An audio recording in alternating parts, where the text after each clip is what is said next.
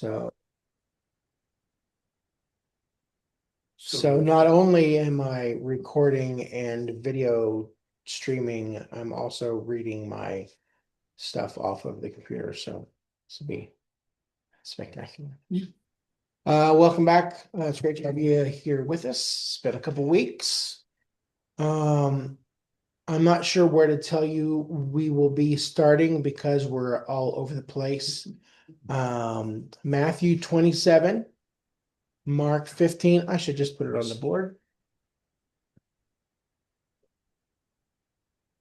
Okay, what did I just say?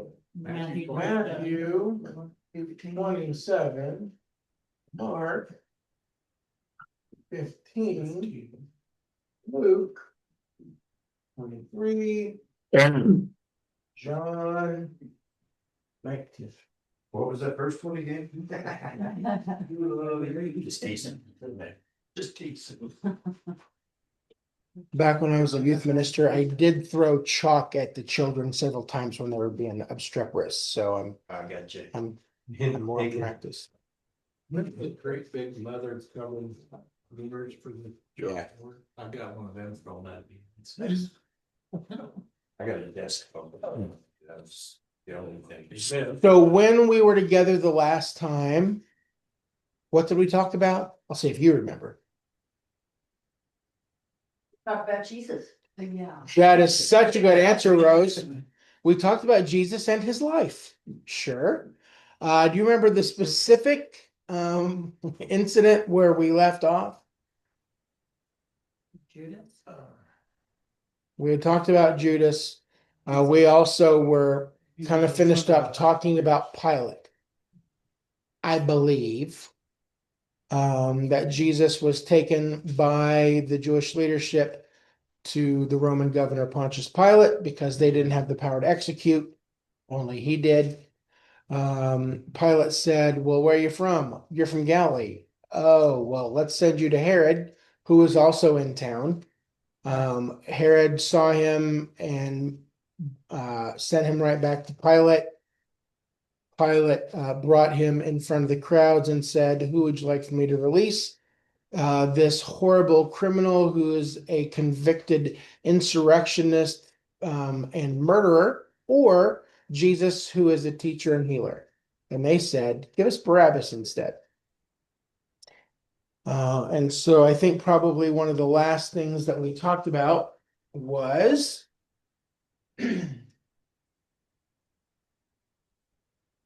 that Jesus was sent by Pilate to the Roman soldiers where they would have him flogged. Okay, so in Matthew 27, 26 and Mark 15, it says that Pontius Pilate sent Jesus away to be flogged. He is taken to the praetorium for that. I guess we should probably just go ahead and read it.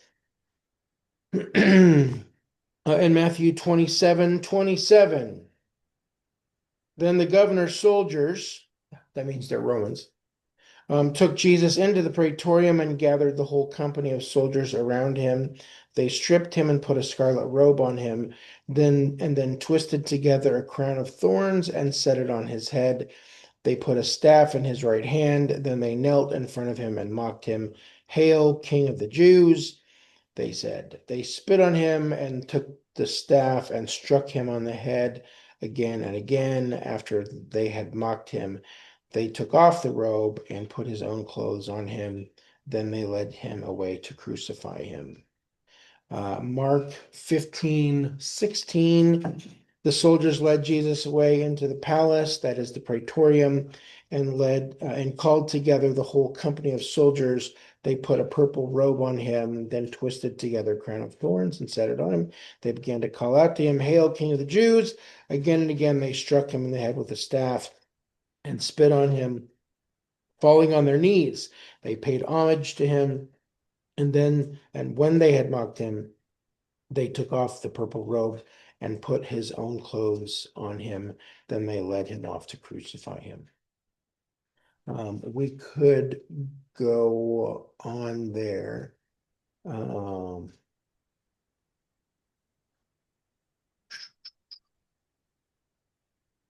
John's version is way short. Um, it just says Pilate handed him over to them to be crucified. So the soldiers took charge of Jesus, and that's kind of about the end of it there. So let's talk a little bit about that. So he's taken the Praetorium. The Praetorium is probably the palace of Herod the Great. The Romans were famous for commandeering palaces and buildings like that for their own use. So even though it had been King Herod's palace when he was the king of everything, they just went ahead and took it over. That's probably where Pilate is living in the Praetorium in Herod's palace. The historian Josephus says that the Roman governor lived in Herod's palace. And it is the governor's soldiers, not Jewish security detail from the temple. It is Roman soldiers who surround Jesus. Um, how many are listed there? What's the description of those soldiers? In both Matthew and Mark, it is a whole company. I don't think that anybody's versions of this that have been made into TV or movies probably do this justice. A whole company of Roman soldiers is at least 500 men, more like 600 men. So Jesus is absolutely surrounded by Roman military personnel, all in their gear. This is a spectacle for them to watch. Um, in front of all of those soldiers, Jesus is stripped of his own clothes. Um, I don't know how much could be really left after a flogging. Um, Flogging or scourging was a fairly common punishment before crucifixion by the Romans. They wouldn't just nail you to the cross. They would also make sure that you were beaten and bloody before they did that. Um, so I know you've seen examples of it, but it is a wooden handle that has multiple leather straps or whip tails attached to it. And in each one of those leather straps or whip tails, there are little pieces of bone or metal or glass. And so when the scourge is extended, it it is raking and grabbing onto skin. And it wouldn't have just been across the back. It would have also gone around to the sides. The victims were typically fastened around a pillar or a post, so everything was nice and tight. And then they would do the lashes from both sides. Um, it is gruesome and horrible. Um, and a lot of people died from the scourging before they ever made it to cross. When they're done with that, they wrap a robe, they drape a robe around him.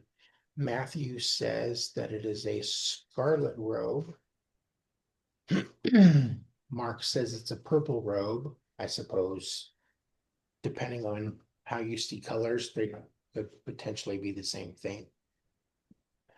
Crimson or scarlet dye was produced from the crushing of insect eggs, and it might have been the military cloak of one of the Roman soldiers. When we see pictures of Roman soldiers, it is always sort of a deep red, cardinal red sort of thing draped around one shoulder, your shoulder, one clasp. It could have been that.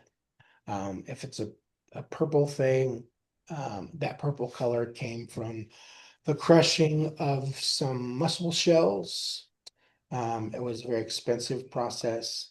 My estimation would be if it's the purple robe, maybe it's the robe that Herod Antipas put on him before he sent him back to Pilate.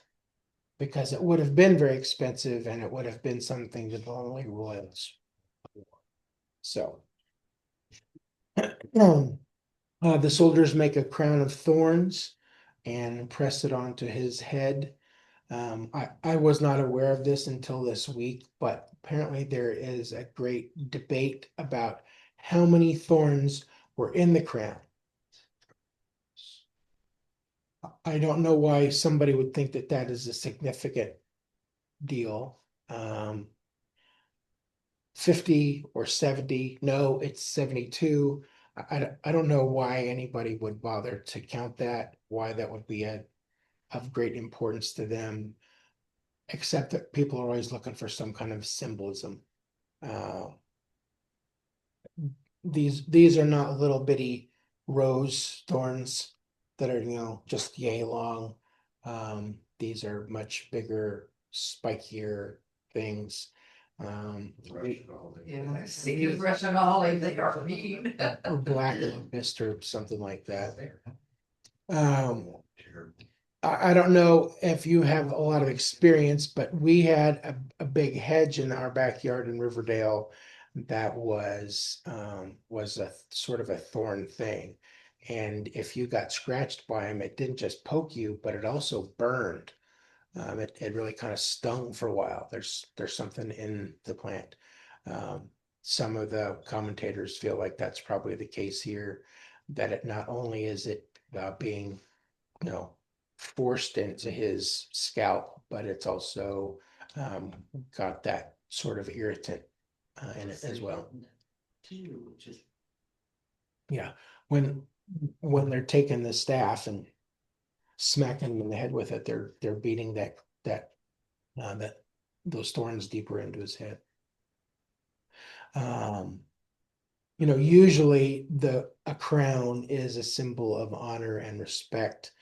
It is a sign of royalty. Here, they're putting it on him to mock his authority, and to cause him a great deal of pain. I think that's the purple cloak too. They were mocking him as king. They're putting a staff in his hand, in his right hand. It is a reed stem. And then probably the closest thing that we would come close to would be maybe like a bamboo rod or a cane pole. It's not really like a big metal staff or big wooden staff. It's just a big reed. I sort of imagine that it's like a cane pole, and so hail the King of the Jews, and then they take that and they are smacking him around the head over and over again. Is that supposed to be like a scepter? Yeah. He's got his royal robe, he's got his royal crown and his royal scepter. Hail, King of the Jews, ha ha ha. Spitting and smacking and beating and cursing, and they're even down on their knees, cruel and unusual punishment.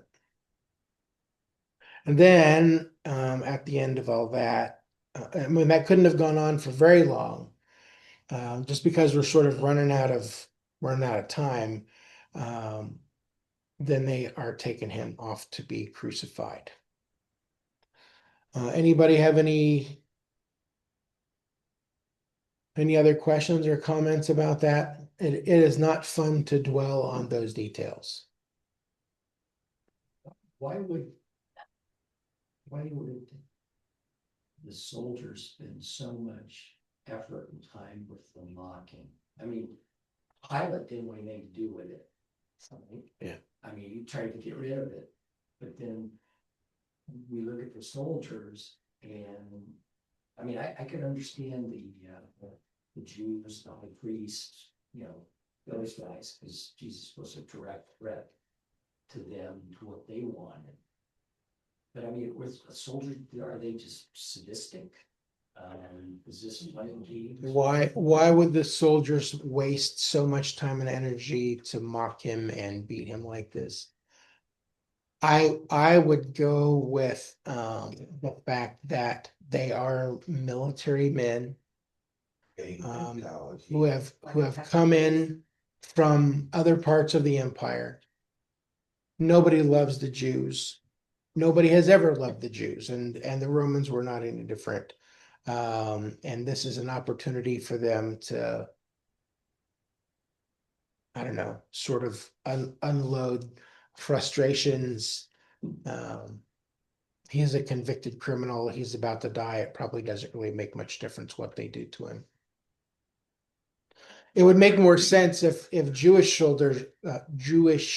soldiers were doing all that because of their disbelief that Jesus was the Messiah. But the Romans, I think these guys are just opportunists. They're like the execution squad. They're the meanest and nastiest and most cruel people in the company. They may be upset because I gotta go to Israel. It's like being posted to Diego Garcia, and then, it's like, they're already, like you say, they're already And there's five upset, mad at the Jews. And then this is supposedly the head Jew, this is the king Yeah. of Jews, so. Plus, I'm assuming that there may have been some cheers and suggestions from the rest of the company. And again, Margaret. It'd be easy to whip them into a frenzy. Was do we think that the crowd that was there, were they watching that as it went on, or is this? They aren't really mentioned any place. It's the only folks who are absolutely described here is the company of Roman soldiers. But it's probably in the same general area as Pilate's sentences. So I mean, we can't say for sure whether there are Jewish leaders there or any of Jesus's disciples there. It's possible, but it's not laid out for us in scripture that way. Nobody knows exactly which building is the Praetorium. It's probably Herod's palace, but they're really not sure where that would have been in the city. Again, Jerusalem has been invaded and destroyed a number of times. Things get reused and reallocated over and over again, generation to generation. That's the beauty of giant big stone blocks. You just take them apart and reassemble them someplace else. So where the likely site of the Praetorium is to the traditional site of the crucifixion is not very far, probably a little less than a half of a mile. It could have been a little bit more. It just depends on where you believe they started from and where they ended at. But that route has been traditionally called the Via Dolorosa, which means the way of suffering. Sometimes it's called the Via Crucis, or the way of the cross. When you are in Jerusalem today, you can travel that route. The thing that I would say, like I say about everything in Jerusalem, is it's been changed so many times. There's the likelihood that it really is the exact route that Jesus followed it's pretty low likelihood. But I don't know if it's absolutely necessary to follow in the exact steps on that trail. The fact that he took the trip is much more important than the geographical location of where those footsteps fell. Yeah, it's kind of like, the crown of thorns is more important than how many thorns was on it. Exactly. So in Jerusalem, there is a church called the Church of the Holy Sepulchre that has been viewed as the traditional site of the crucifixion for a very long time. It is a huge building in the middle of a bunch of other buildings. There's city all around it. We did walk a lot of that trail, the Via Dolorosa, and all along the way you see the Stations of the Cross. We'll talk about them in a minute, but when you go into that building, it was absolutely jam-packed. I mean, you could barely move. There are people from all over the world who are there, filling up all the spaces, looking at all the things that are there, trying to put their hands on the building, inside the building, where which is sort of the shrine to the crucifixion and his death. There is also another place a little farther north, a little more off the beaten track, that is called Gordon's Calvary, which is a very different vibe. It's open. It is not built up all the way around, although there's a bus parking lot right there. But that Gordon's Calvary is near a place which is referred to as the Garden Tomb. That tomb is the one that you always see the pictures of in Jerusalem, which is carved out of the side of the stone, the rock wall, and it's got a rolling stone there. At the Garden Tomb and Gordon's Calvary, the side of the hill does have a rock formation that looks just like the face of a skull. And so the fact that it looks just like a skull, and the fact that it's close to a tomb, a garden tomb, for me, that's the real one, not the one in the middle of town that's the giant shrine. I'll throw a little extra language up here for you today, because I know you all love that so much. So in Aramaic, which is the regular language of the everyday people, that place is called Golgotha, which means the place of the skull. In Greek, it is the place of the cranion. Your cranium, intercranial pressures, the pressure inside your skull. And then in Latin,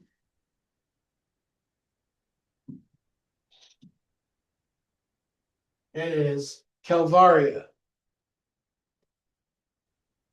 So every time you see Calvary Chapel, the literal translation of that is Skull Chapel. That's a little weird to me when having that information.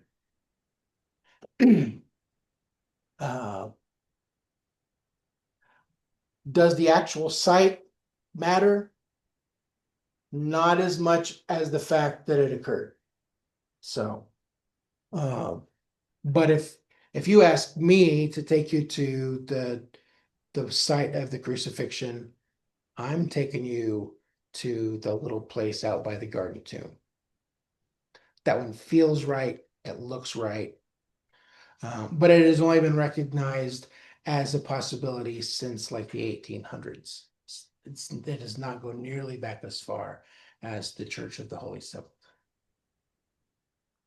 Any questions or comments? Joanne is waving frantically. Yes, Joanne. You froze when you spoke about the Latin word, and I can't read it on your board. What is the Latin word? Calvaria, Okay. Calvary with a IA on the end instead of a Y. Right. Thank you. Okay. So Jesus is carrying the cross from the praetorium through some amount of the city of Jerusalem to the hill of Golgotha, Cranion, or Calvaria. So let's pick up in Luke chapter 23.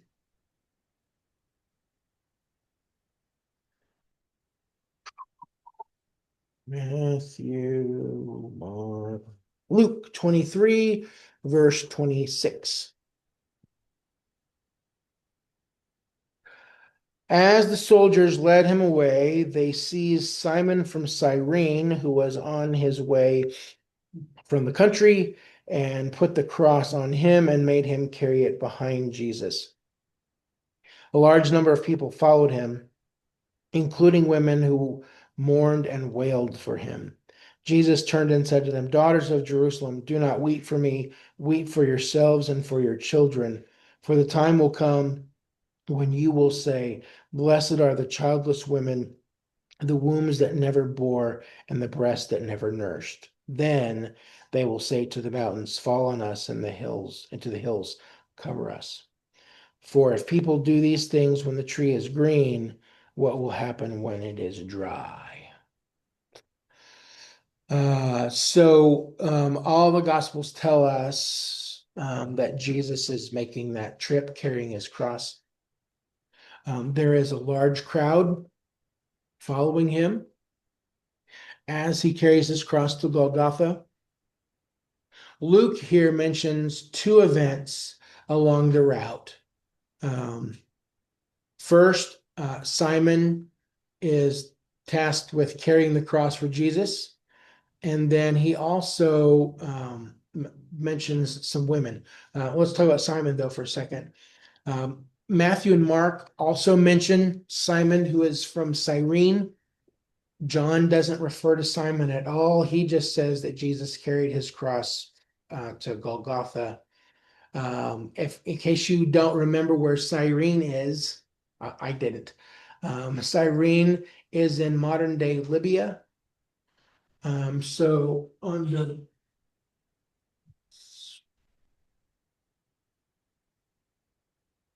the big map here, it's that bump right on the top of Libya, straight south of Cyrenaica, okay. the southern tip of Greece. That's a long walk from Cyrene to Jerusalem. Cyrene did have a fairly significant Jewish population there, which is probably why Simon is in town. He's come for the Passover because Jews did that.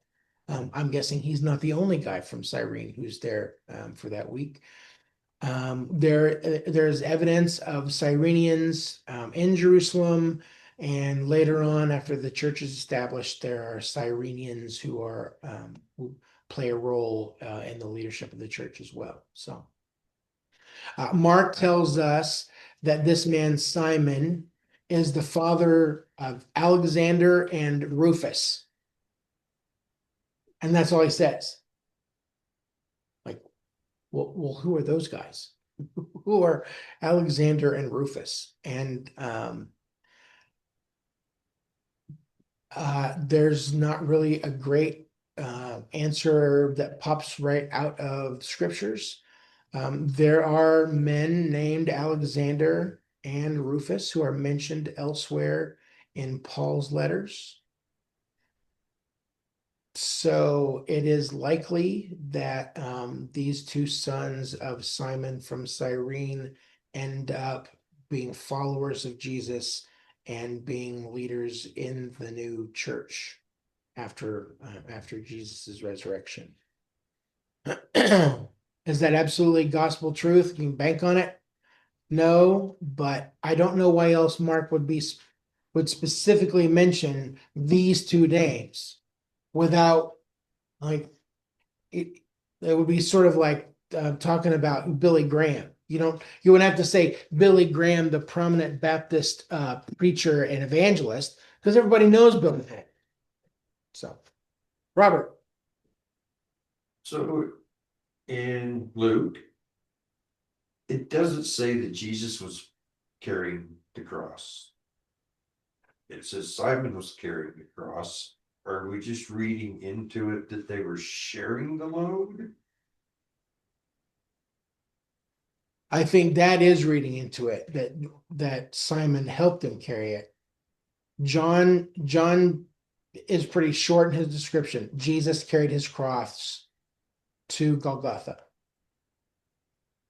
The other gospels mention that Simon is involved. Specifically, Luke says that he followed after him. Yeah, they made him carry it behind Jesus.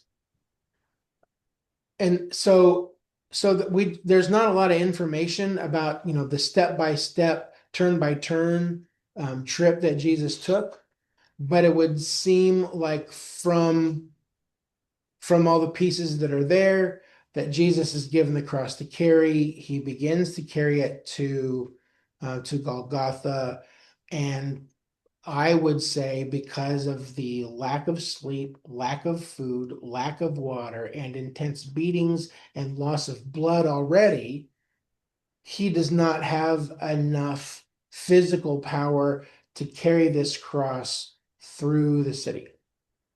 And so if he stumbles, if he's falling, if he's taking too much time, the Roman soldiers grab the first guy who's in the way and make him drag it all the way up there. Can we absolutely verify any of that in scripture? No. All we know is that Jesus carried his cross and Simon carried the cross, but how far we don't know. So we don't know the length from the courtyard to where they carry Calvaria. Do we know how far? It's it was? probably around a half a mile, but again, that's going to depend on your starting point and your ending point. It may have been a little shorter, it may have been a little longer than a half a mile. But if I had been without sleep, without food, without water, and suffering from the loss of blood and beatings all night long, I probably couldn't make it a half a mile either, just walking, let alone dragging half of a tree around.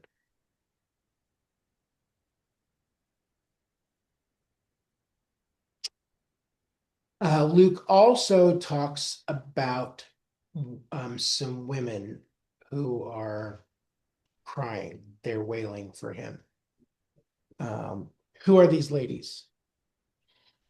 Well, there are women who have been following Jesus everywhere. We've talked about that in the past couple of years, that it's not just Jesus and 12 disciple men, but there's also women who have gone with him from place to place.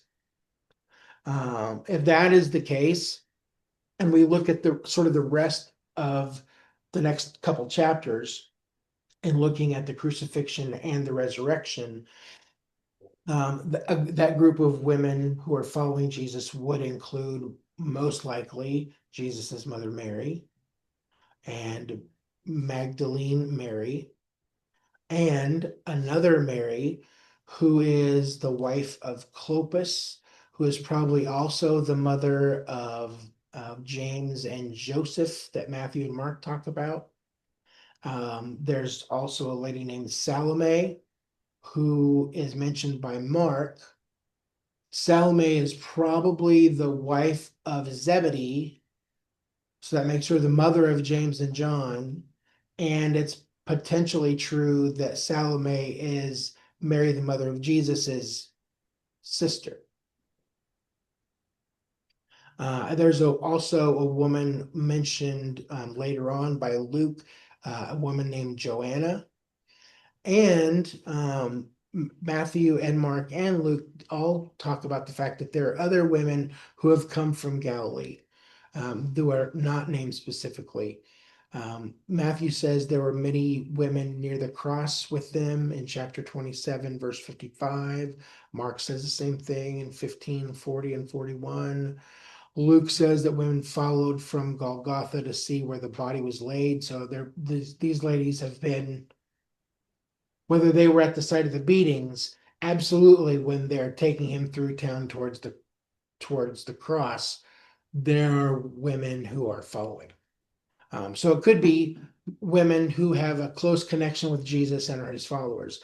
But it could be that it's also, and maybe not one or the other, but maybe both, that there are other women, these daughters of Jerusalem are like professional female mourners.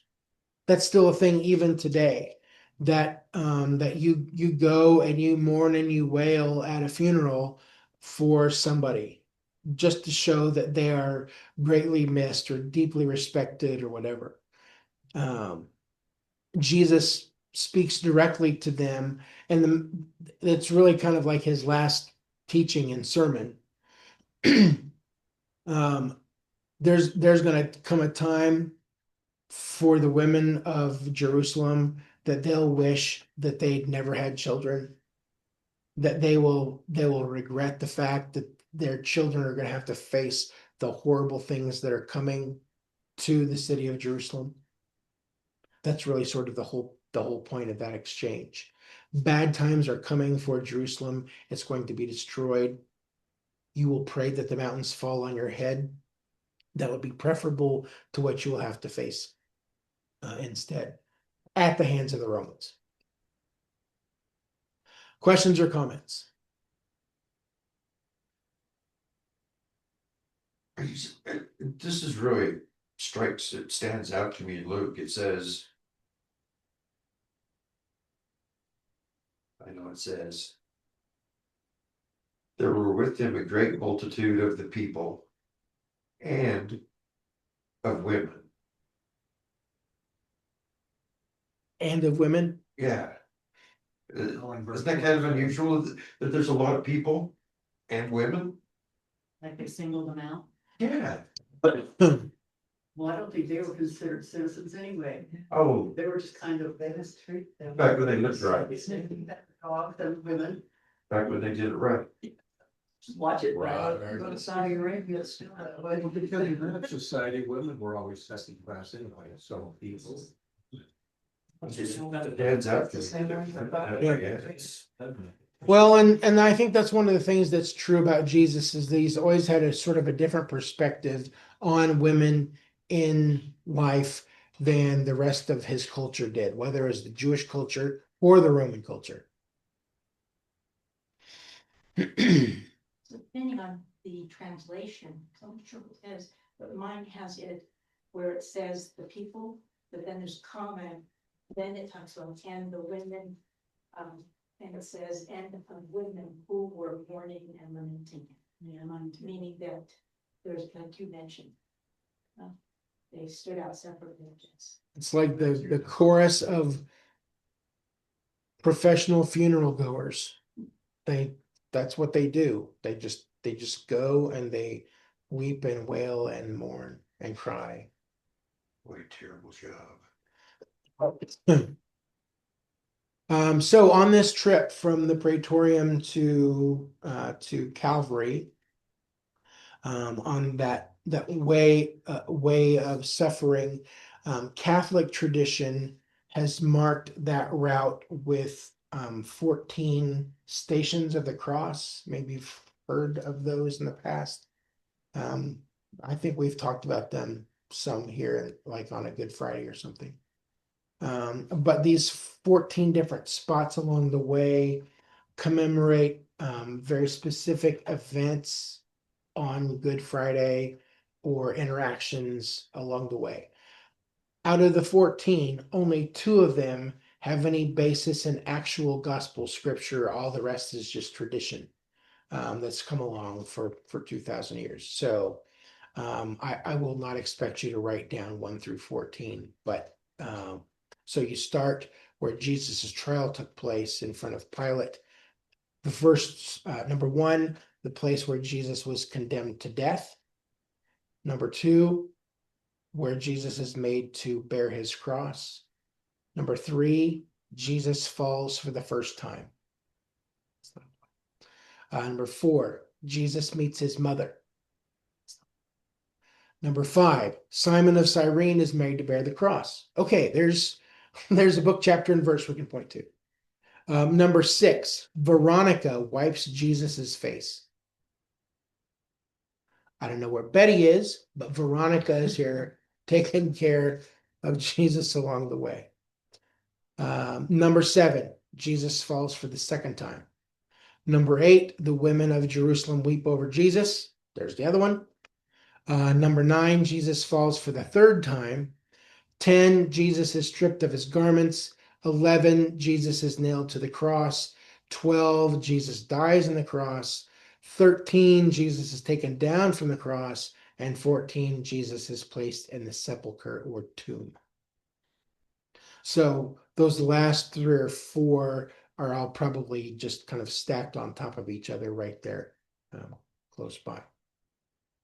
Those are the stations. And when you walk along the route, you can see there's a big number 7 carved into the side of the building or into the pavement on the street.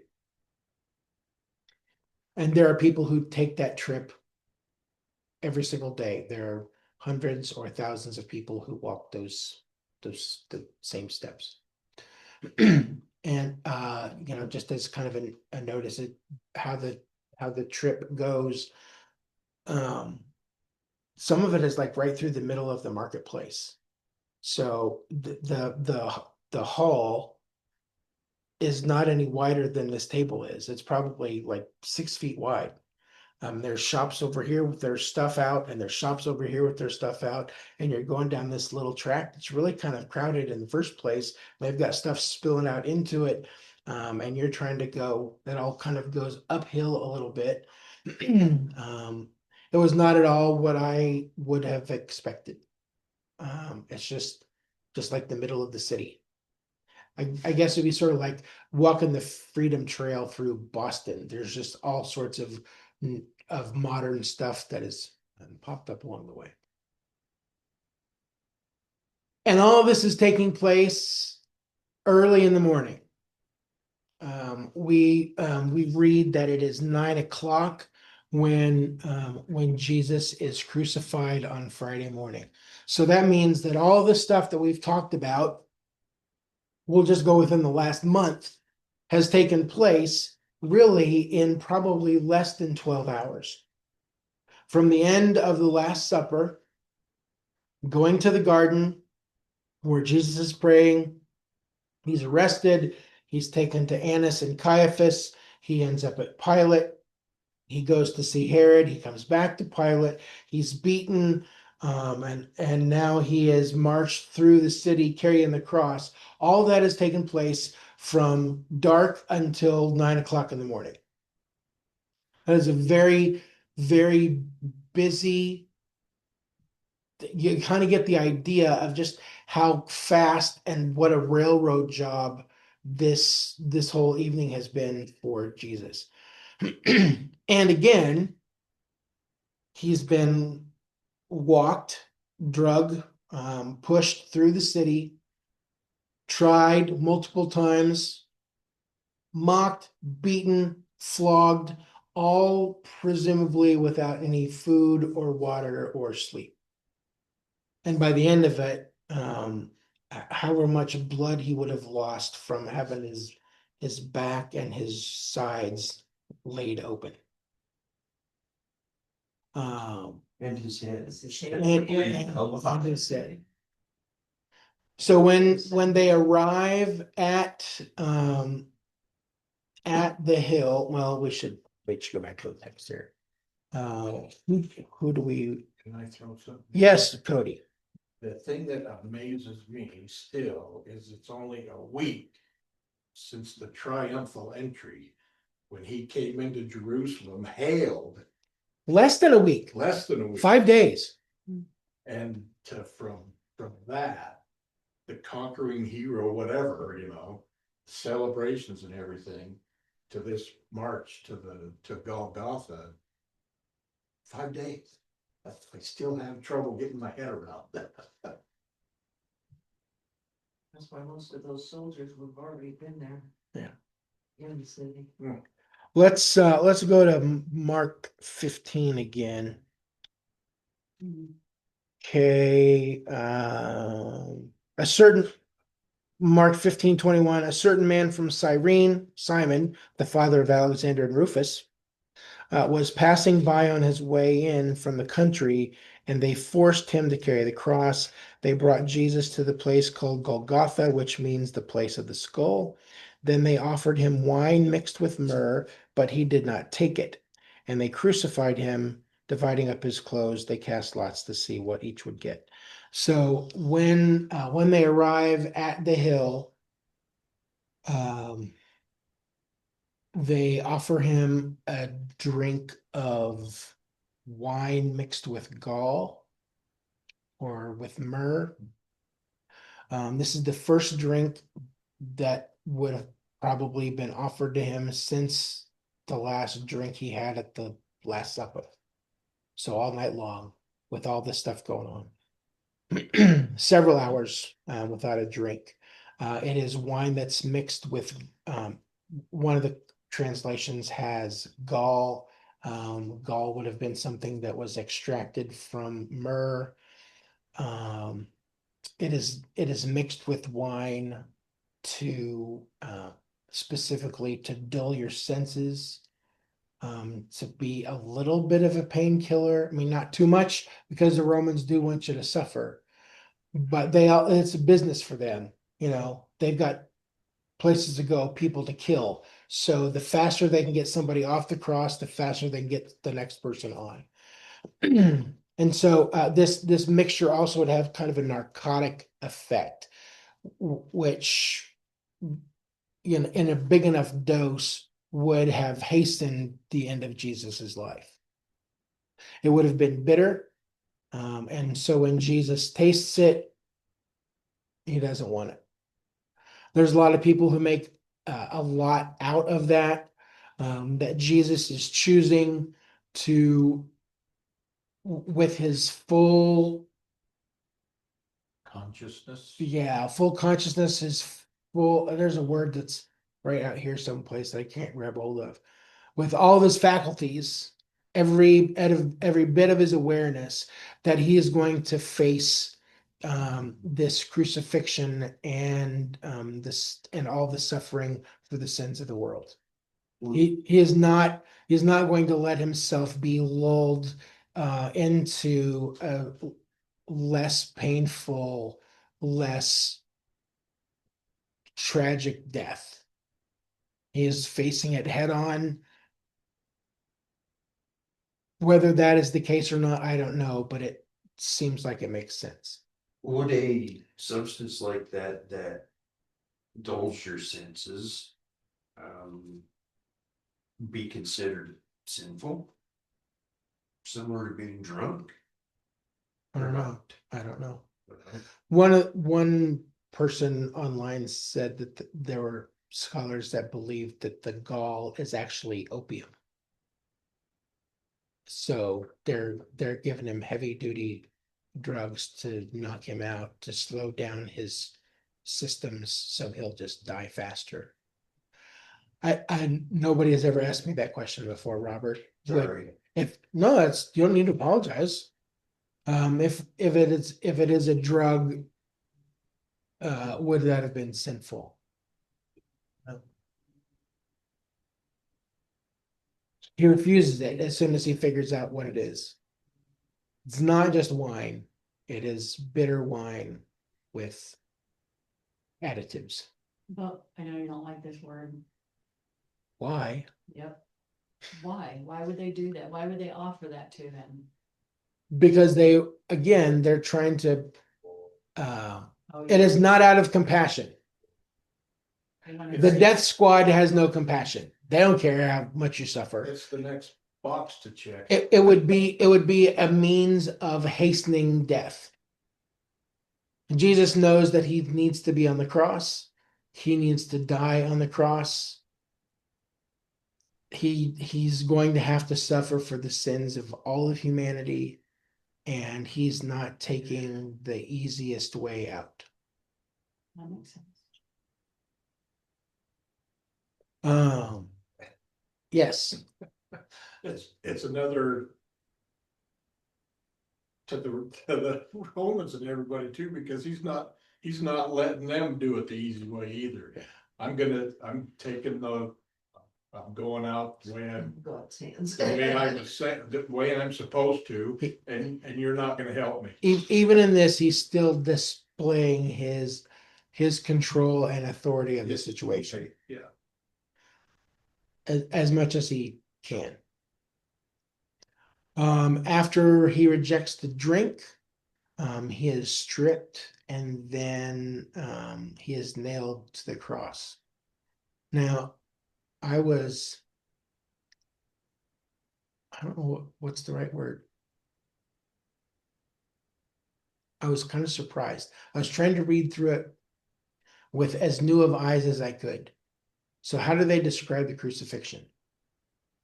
Well, in Matthew, Mark, Luke, and John, at this point in the narrative, they don't say that Jesus is nailed to the cross. They don't say that he has nails through his hands and his feet. They just say that he is crucified. It's really only later, like in the next chapter in Luke or the next chapter in John, after the crucifixion and the resurrection, that we get the description of his wounds. In Luke 24, verse 39, Jesus says, "Look at my hands and feet." And then in John 20, Thomas says, "Unless I see the nail marks in his hands and put my finger where the nails were, I will not believe." And that's one of those Mandela effect things where there's something that you've always believed is absolutely true, and when you actually look at it, that's not actually mentioned there.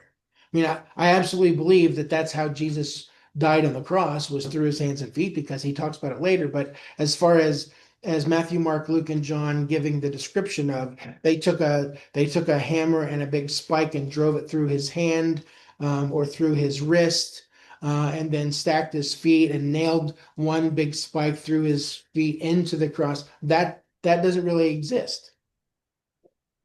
I believe it was in Rome recently, England, where they dug up a Roman fort. And outside of that, they have found a skeleton or two with holes in the bone through their hands.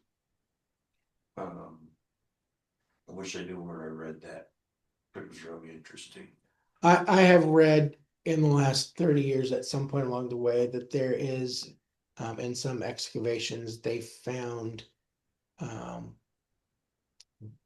they found feet crossed like that with the iron spike driven through both of them into the wood. They could not pull the nail out, and so that whole thing was just buried together. So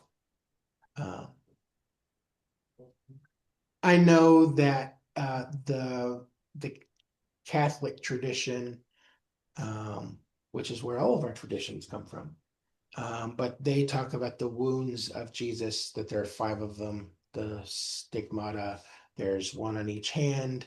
There is the spear in his side, which we will talk about the next time, the crown of thorns, and the nail through his feet. So 1, 2, 3, 4, 5. So, because crucifixion was fairly common back then in Rome, and they just say crucifixion, they just assume that everybody, because it was written back then, that everybody knew what it entailed, what it all meant. Yeah. And the other thing to keep in mind is that for the Romans, this is just SOP. This is something they do every day. And so they've got it down to the absolute most efficient, most cost-effective way. So they're going to reuse the same post over and over again. They're going to reuse the same nails over and over again if they can. And they're going to use as few nails as possible. So if you can do it with 3 rather than 4, that's what they'll do. It's just more efficient. It's more cost effective.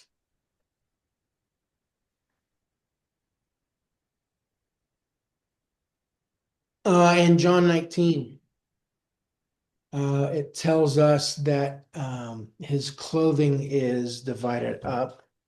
Let's get there. John 19.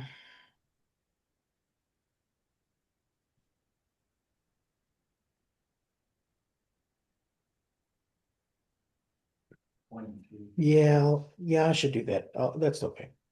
When the soldiers crucified Jesus, they took his clothes, dividing them into 4 shares, one for each of them. So how many soldiers are there? 4. What verse did you start with? Verse 23 of John 19.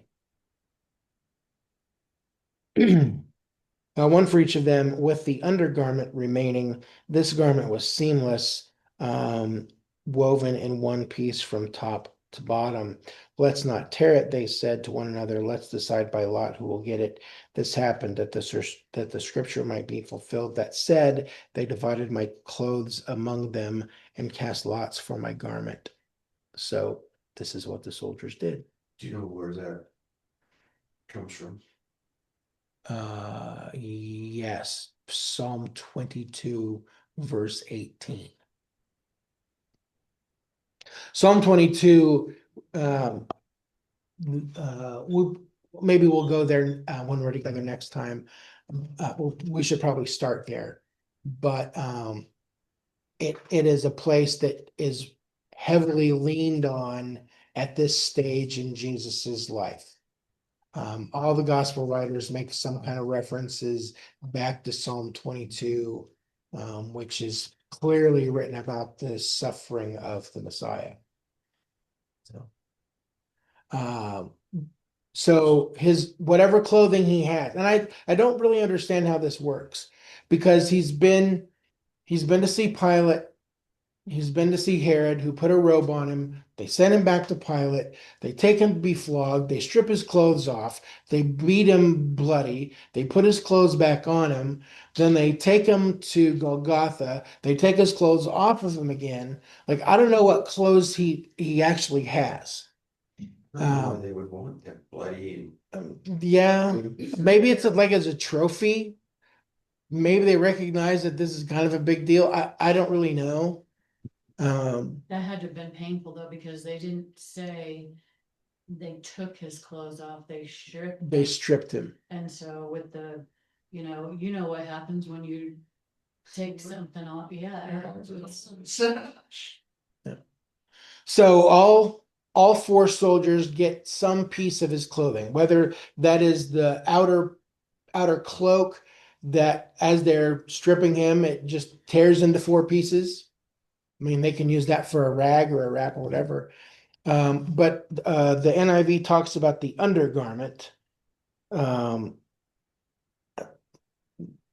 kind of makes us believe that it's like, his t-shirt or his underwear or something. It's really not exactly an undergarment, but it is the piece of clothing that every man or every woman would have worn underneath everything else. It's like your everyday thing. So you don't have to wash everything else. It's called a chiton, chiton, and it's essentially just one big rectangle of fabric with a hole in the middle, kind of like a poncho. You put your head through there, and then you take a belt and you wrap it around. That's That's the thing. So it would have been a big piece of fabric. I mean, if it's gonna hang down 4 feet in the front and the back, that's 8 feet long and probably 3 feet wide or something like that. That's a nice piece of fabric. So Maybe it was a trophy. it could have been a trophy. So they don't want to rip that because, that's useful. And they roll dice for it, or,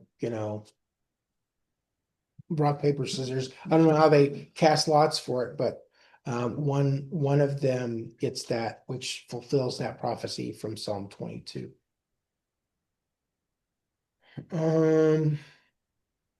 Yeah, sure. So Jesus is not the only one crucified. The text tells us that there are two rebels who are executed with Jesus as well, one on the right, one on the left.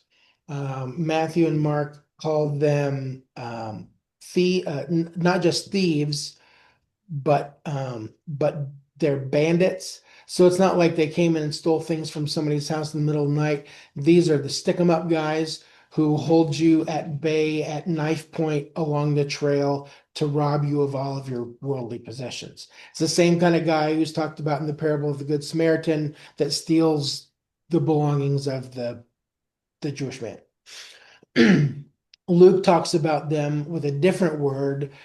His word means that these are bad actors. They are malefactors or evildoers. They're not just, petty thieves. They're bad dudes. And so in my mind, if everything hangs together, I believe, not scripture, how I understand it, I would believe that these two men are associates of Barabbas. Because Barabbas is supposed to be the guy in the middle. That's supposed to be his cross. And so these two insurrectionists, revolutionaries, were sentenced to execution right alongside Barabbas for insurrection and murder. These are very bad men. The last thing we'll talk about is the sign. So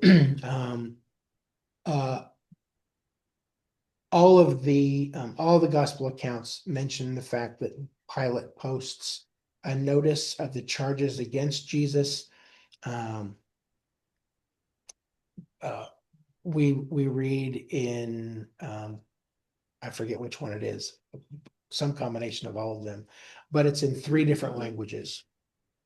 So it's written in Latin, in Greek, and Aramaic, like the ones we written up there. Aramaic is the everyday language of the people. It's what Jesus spoke at home with his family and friends. Greek is the language of trade and maybe diplomacy a little bit, and Latin is the official language of the Roman government. So Pilate is making sure that anybody who comes along here understands what the charge is against Jesus. And so it says in English, Jesus of Nazareth, King of the Jews. In Latin, it is Jesus Nazarenus Rex Deorum.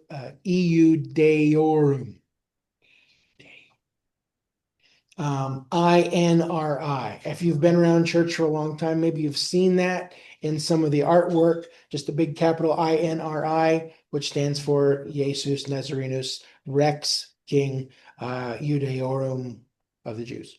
In Greek, it is Jesus ha Nazarios ha Basileus ton Judaeun. In Aramaic, it is Yeshua ha Natsri Umelech ha Yehudim. That was a big board. Yeah. All of that on one notice in all 3 languages. So if you're a Roman soldier, or you are a Greek dignitary, or you are a regular everyday Jewish person, you know exactly what's going on here. And John says in 19,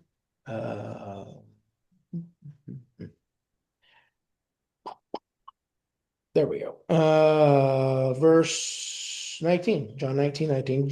Pilate had a notice prepared and fastened to the cross. It read, Jesus of Nazareth, the King of the Jews. Many of the Jews read this sign, for the place where Jesus was crucified was near the city. That's why I think it has to be that other one. It's near the city, not in the city. And the sign was written in Aramaic, Latin, and Greek. The chief priests of the Jews protested to Pilate, don't write the King of the Jews, but that this man claimed to be the King of the Jews. Pilate answered, what I've written, I've written. Now, you might want to give Pontius Pilate a little credit here for taking a really strong stance on Jesus's identity. That's gracious. But based on everything else that the Romans and the Jews have done to Jesus, it is more likely a continued mockery of Jesus.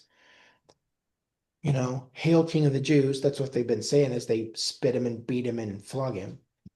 But I think it also serves as a warning to other Jews who might try to revolt against the empire. It's kind of like saying, this is what we do to your king. So beware. How about he's telling the leadership, I did your dirty work. I'm not changing the sign for you. Yeah, I think there's probably some of that as well. He doesn't want to listen to them. If it had been up to him, they would have let him go. But they guilted and shamed and sort of blackmailed him into doing it. So yeah, I did what you asked. Now leave me alone. I'm not changing anything.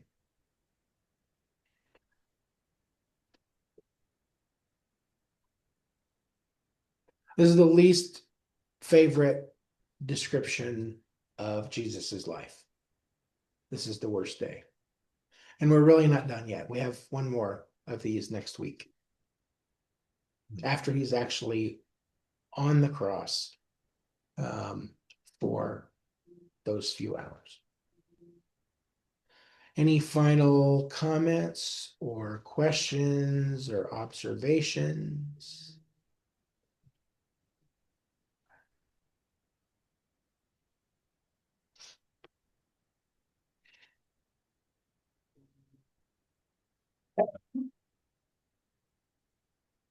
Okay.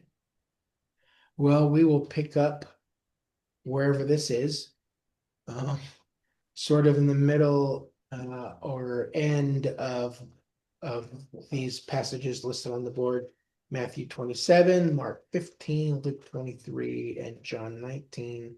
We'll pick up here with that next Thursday when we're together. If you happen to be watching this online, thanks. I'm glad you're watching it. But please be sure to make a comment. Let me know that you're paying attention to this, because I believe mostly I'm doing this for the benefit of my one faithful following aunt in Evansville, Indiana. Thanks, Nancy. So anyway, subscribe to the channel. Every time we post something, you'll be made aware of it. Now I can't find the right button.